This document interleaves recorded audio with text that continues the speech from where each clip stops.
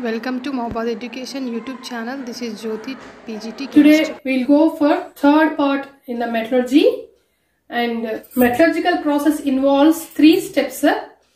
First step is to remove gangue particles from the ore, which is called as concentration or dressing of ore, and the second step is to extract the crude metal, and the third step is the purification of the crude metal. So what is the purification of the crude metal called? It is also called as refining. So whatever the crude metal obtained in the second step, it contains some impurities. Like the ore as an impurity, unchanged ore as an impurity, or a metal impurity, or non-metal as an impurity. So in order to remove these impurities from the crude metal and to convert the crude metal to pure metal is called refining or purification of the crude metal. That means the process of conversion of the impure metal to pure metal is called purification or refining. For example, if you take copper iron pyrites, which is a sulfide ore, this after following the first step and second step, it is converted into impure copper or crude copper called blister copper. Why it is crude? Because it contains impurities like copper sulfide, iron and sulfur impurities. And in order to remove these impurities, we have to go for refining or purification process to get pure copper. Depending upon the nature of the metal and impurities, there are different methods in purification or refining process. Now we'll go for the first method in the refining process, that is called distillation. And the process of distillation is followed when there is a difference in the boiling point of metal and impurities.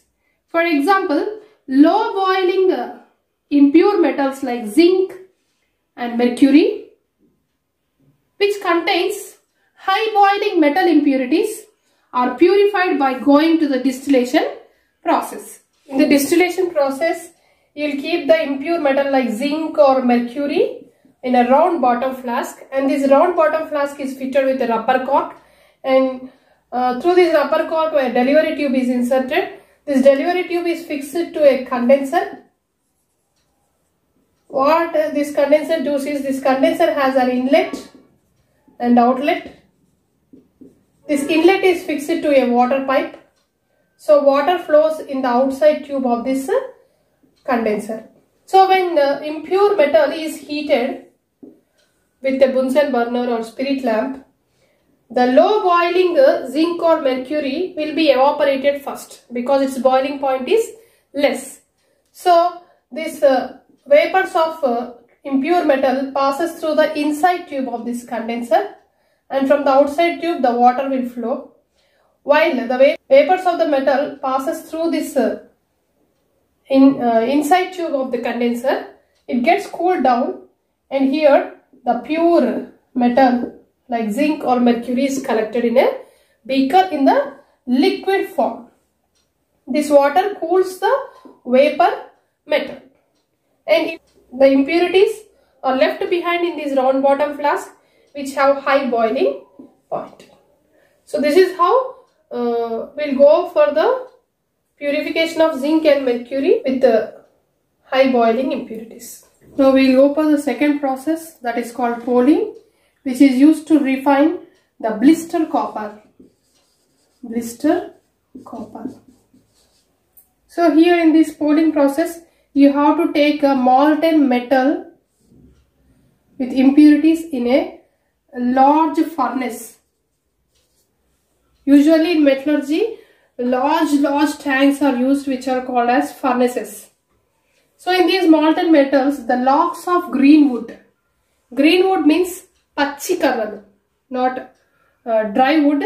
That means endu karralu kaakunda pachi karralu manamu ikkada vaadtunnamu.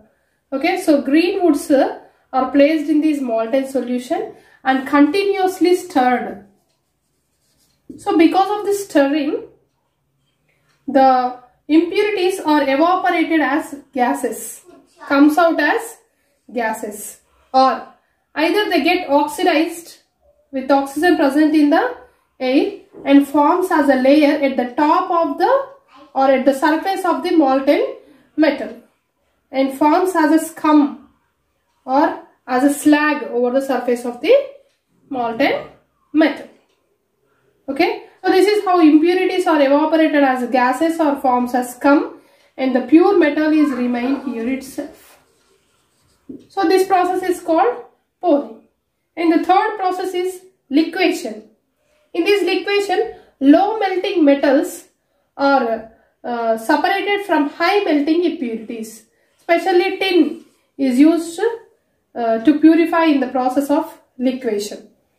Especially tin is purified in the process of liquation. In this, the ore is made to place on a, in this, the crude metal is placed on a slopy surface, then high melting impurities are separated from the low melting metal. Third process is the liquation process. In these, low melting metals like tin are purified. The low melting metal like tin are placed on a slopy surface to separate high melting impurities from that to form pure metal. Then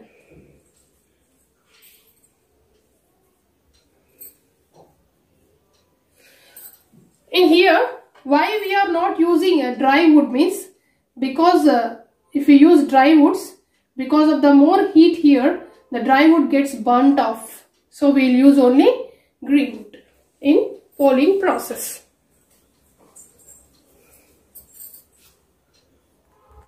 Now we will go for the fourth method called electrolytic refining, which is used to purify mainly copper and zinc crude metals. For this, you have to take a beaker. In this beaker, you will take electrolyte. And for example, if you want to purify copper, you will take copper sulfate solution as electrolyte. And if you want to purify zinc, you take zinc sulfate solution as a electrolyte. But it should be acidified with a little acid. And in this beaker, which is containing electrolyte, you have to take two electrodes. Okay. One which is connected to the positive battery is called anode.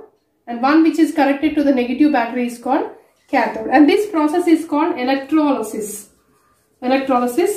And we are refining the metal, so it is called as electrolytic refining. For example, if you want to refine the blister copper, take a impure copper, that means impure metal as anode. This metal is impure copper. And here you have to take pure metal as cathode. That means pure metal is connected towards the negative battery of the negative battery. Okay. So now when electricity is passed, the pure copper at anode undergoes oxidation. Always at anode oxidation takes place. That means loss of electrons takes place. That means copper loses electrons to form copper plus 2. Loses 2 electrons to form copper plus 2 at anode. So this copper has positive charge, and this positive charged copper moves towards cathode. So positive charged copper plus 2 moves towards negative charged cathode and takes 2 electrons there to form copper, which is pure copper. Always at cathode a reduction takes place. Reduction means gain of electrons. So pure copper is formed at cathode and all the impurities are left behind at anode or bottom of the anode, which are called anode mud. So this is about electrolytic refining. And revise the topics up to now through the flow chart given in the textbook. So by using this flow chart, you can recapitulate or you can revise whatever the topic you learned up to now. That means concentration or dressing of ore and different methods in that, like hand picking, hydraulic washing, froth flotation and magnetic separation. And the second step is the extraction of crude metal. For topmost activity series, electrolytic reduction, and for middle of the activity series, we'll go for the chemical reductions by using C or CO, and auto or self reduction and displacement reaction. And for bottom of the activity series, we'll go for the simple heating or by displacement reactions. And third step is refining or purification of metal, and under which it has different methods like distillation, liquefaction, poling and electrolytic refining through this flow chart. Thanks for watching the video and continue watching for next video.